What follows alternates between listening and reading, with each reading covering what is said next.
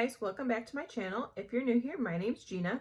I had VSG surgery on 4/25/22 and I'm about 6 weeks post-op. So today I'm going to go over kind of what my process was for picking my surgeon. I do get a couple questions every here and there on my Instagram about how I chose my surgeon, what the process was like, how I picked I was going to have VSG versus bypass. So I'm going to go over my thought process, how I got to choosing to have surgery in the States versus elsewhere, and how to find the surgeon that was right for me. So stay tuned. So the first and kind of most important is going to be insurance. If you have insurance, if you don't, it's kind of going to make a bigger decision for you.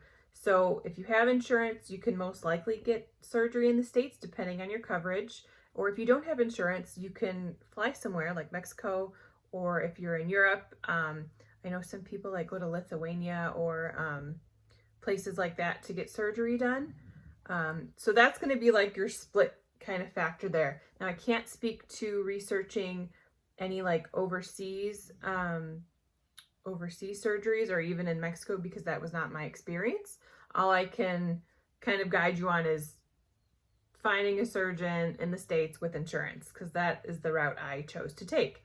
And if you have a different path, then that's fine. By all means, whatever you got to do to get that surgery, you do it. So the first thing that I did was I called my insurance company, because they have an online portal, but it's so like, I don't understand any of it. So the best thing for me to do was to get on the phone and be like, first, am I covered is the first question, because not all insurance plans or companies cover bariatric surgery. I was very lucky. I think there's some sort of rule or law that certain companies in Illinois at least have to cover bariatric surgery. I don't know if that's true. Don't quote me on that. But from what I've read, I think that's most likely the case. So my surgery was covered, but not in full. And I'll get to the cost in the next part. So basically I would get on the phone, I would double, triple, quadruple check that yes, bariatric surgery is covered. The second part of that is to ask them like what the timetable looks like. Because as you know, a lot of places, the insurance is what holds up surgeries. Either if they don't approve you right away, or you don't send in all the correct information, or this or that or the other thing. So what I did was I asked them, what are the prerequisites to have bariatric surgery? And they sent me back a list of like, if you're going to have bariatric surgery, you need to get pre-approval first. And that's done with your doctor once you have made that decision. Basically, all they said was I needed to complete all the required information from the doctor. I needed to have a psych eval, and I just needed to agree with like the terms of the surgery, and that was basically it. Some places make you do like 3 to 6 months of dietary like nutrition classes, and you have to like come back each month and meet with a nutritionist. So that right there could put you like 6, 7, 8 months out from the time you start. So that's something important to consider if you need your surgery at a certain time, or if you are thinking, okay, I'm going to go and like next month I'm going to have surgery. That's usually not the case. So before you even start, now is a great time to see in your head, like, or to ask them, and then you can like visualize. So you're not shocked when the doctor tells you, oh, well, you need to do 6 months of, nutrition before we can even schedule the surgery. So it's always best to be prepared ahead of time to know what's coming, what the rules are, and anything like that. And if you're unsure, I would call them, I would chat them. I have Blue Cross and Blue Shield of Illinois, so I don't think I said that before.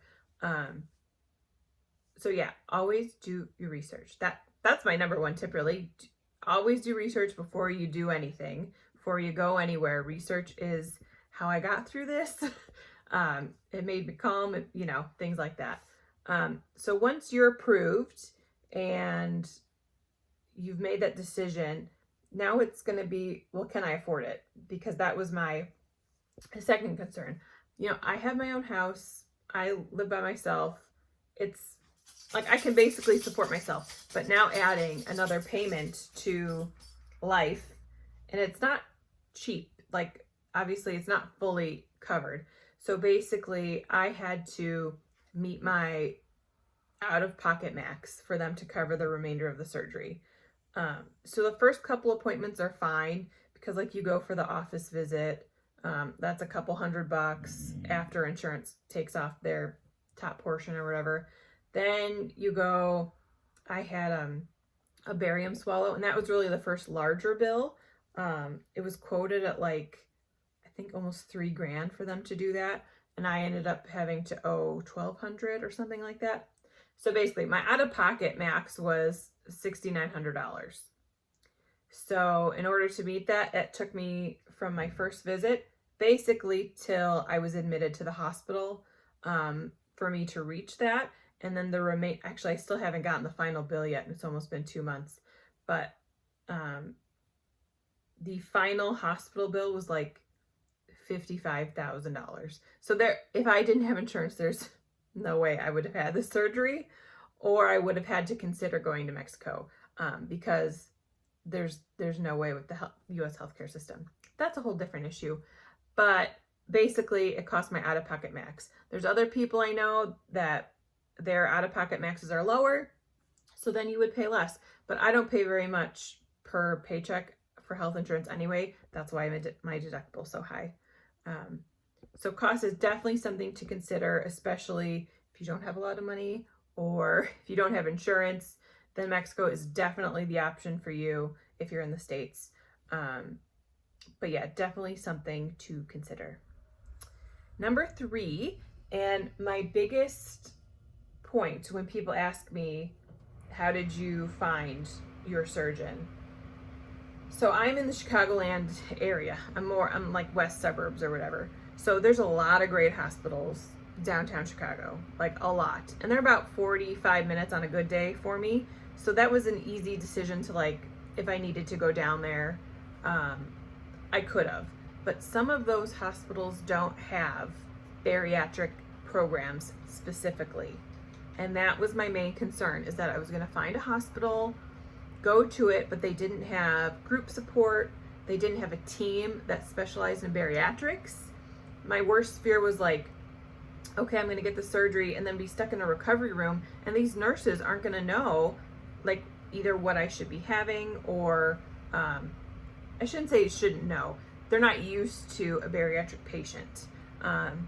Because, spoiler, the hospital I did choose did have a bariatric program, and the nurses were trained to help us in like recovering from bariatric surgery, because the whole floor is like a surgery recovery floor. So like there were other people that didn't have bariatric surgery, but from what I was told, all of the nurses are specifically trained to know like what we should be feeling, what we should be having and walking and all that other stuff. So that is my number 1 tip, is to make sure that they have a program, because you also get a lot of good information. I still use this nutrition guideline book almost every day. It literally tells me everything I need to know, how to look for carbs, what to choose, what, everything from each stage of the diet to what vitamins I need to take. It's just been so helpful. So if you find a hospital that has a program, they'll have all this stuff for you all ready to go. Now, I'm a researcher, so I would have like researched all this stuff anyway, but it was nice that this is all in one little book, and I will never throw this out. Like, this is going to stay with me for a very long time, just because it is that helpful. And if I forget something, I always have this to go back and reference. So the hospital I chose was Northwestern Medicine. Now, once you've kind of like looked for things in your area, the websites are really the best bet on how much of a program that they do have. So I'll take a screen recording of what Northwestern's website kind of looks like. So they go over like what their team, like who their team is, and what they've done, their credentials, and so you can look over things like that. a lot of them are like Blue Star registered, I think is what it's called, where the bariatric like society of something, I don't know all the correct terminology, sorry. Basically like my hospital excelled at bariatric surgery, and they've been cleared from like all these different things, that they're a blue center, and because they were a blue center, they would cover more, the insurance company would cover more, because I'm choosing a hospital that knows what they're doing basically with bariatric patients. So they covered, I think, like 10% more of my overall costs than they would have if I would have gone to a hospital that was a little bit closer to me that didn't have a bariatric program and they weren't certified. So it's so important to make sure you find one that has a program. And if you don't know, you can always call them and be like, do you have a dedicated staff for bariatrics? Or do you, are you certified in this? And most online things will tell you if they're not. So that is my biggest tip, because you want all of that support. They have support groups like twice a month. If I ever needed anything, I can call the office or email any of them and they get back to me right away. So it's just been a really great experience. I cannot recommend Northwestern enough. And I went to the branch in Huntley, Illinois. And that's where my doctor was based out of, and it was just a really great experience overall. So number 4, obviously you're gonna wanna look at reviews of your surgeon, the hospital, and really the way that I found, and this kind of ties back to number 1, is once you found a hospital that one is convenient for you, because you have to go back every 4 or 5 times in the next 3 to 4 months. So I couldn't pick somewhere that was 2 hours away. I mean, I could have, but for me it wasn't convenient to pick somewhere 2 hours away, unless I was staying there or they had some sort of program where I know there's a place like in Vegas where they do everything like in one day, or like the day before, which if their program is catered to that, that's great. But mine was not. Like, I had to go back to do this, and then I had to go back to do another test, and I had to go back for another class. And so for me, it was not feasible to find somewhere far away. But if you find a place that has a fast track program, by all means, get it done and over with. But my hospital was about 35 to 40 minutes away, not in the city, out towards the suburbs, so I didn't have to deal with like traffic that much. But anyway, that's beside the point. I'll leave my hospital information below if you're in Northern Illinois and you're interested. But so I was looking up reviews of hospitals, but I also had to make sure that my insurance company covered that hospital and that doctor. So that was really the best way to kind of narrow down all my choices, was to go, again, I was chatting my insurance company. They have like a little map thing where you can type in, like I typed in bariatric on their little doctor finder, and that spit out like all of the doctors and the hospitals that were covered for bariatric under my plan, where I could go. So I think there were like 4 or 5, 2 in the city that I didn't want to drive to, and then one was kind of far away, and then there were 2 left. It was Huntley, Northwestern Huntley, and then another one, I don't even remember the name, but they didn't have a bariatric program. So that's what made me hesitant. And then I started looking up reviews of the Huntley, of Northwestern. And that's where I saw all the certifications, the history of the doctors that work there, the surgeons. And I just was like, I think this is it. I think that's the one. So from there, I contacted the office, and then I'll get into number 5. So before I contacted them, I just made sure there were 2 surgeons at my hospital, and I needed to choose. So I was looking up things for both of them, and actually, let me pull up the review.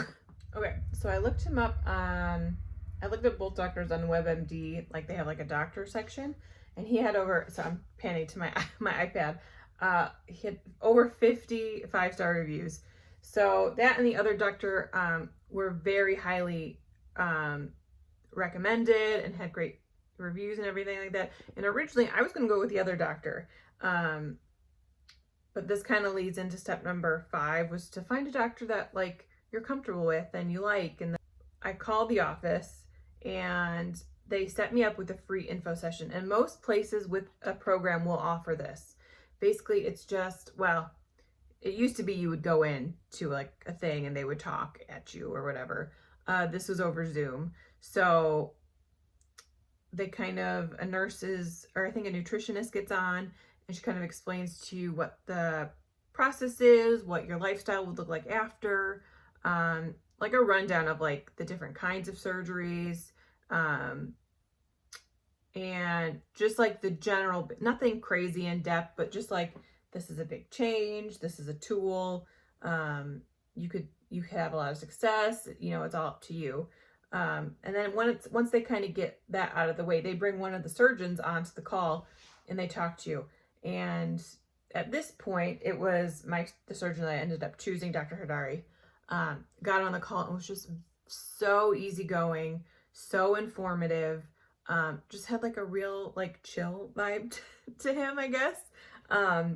He kind of just like puts you at ease. So I think once I saw him on the Zoom call, I was like, yes, this is my surgeon. So once that, you know, once you hit the info session, then basically you send them all of your information, your insurance. They make sure on their end that you're covered with your insurance. I had already done that, so I knew I was good, but some people get to that point and they're like, your insurance isn't good. So you've done all this research and then they're not covered, which is why you start with insurance and work your way backwards. So then I was set up with an appointment, and then when I met the doctor, I was like, this is the right fit.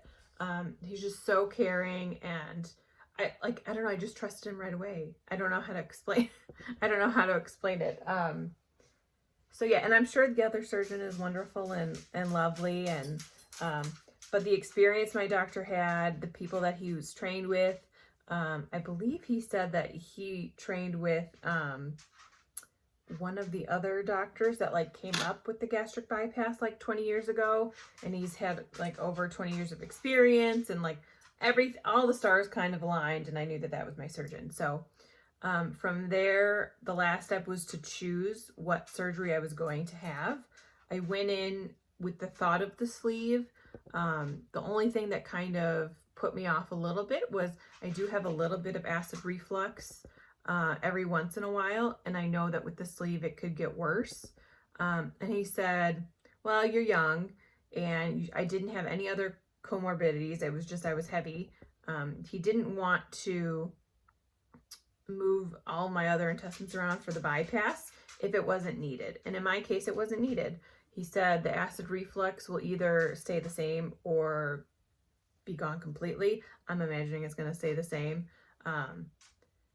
So that kind of put me at ease. And then knowing that even if down the line, if something were to happen where I get sick or something and I do gain a bunch of weight back, I still have the option to be converted. Or say my acid reflux gets 1,000 times worse, I still have that option, last resort, to be converted to a bypass.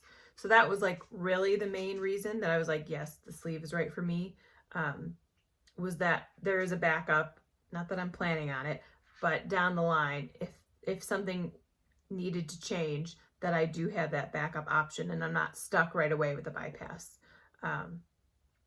So that was kind of like a quick overview of how I went down the line of choosing where I was going to have surgery, how much it cost, and how to find your surgeon.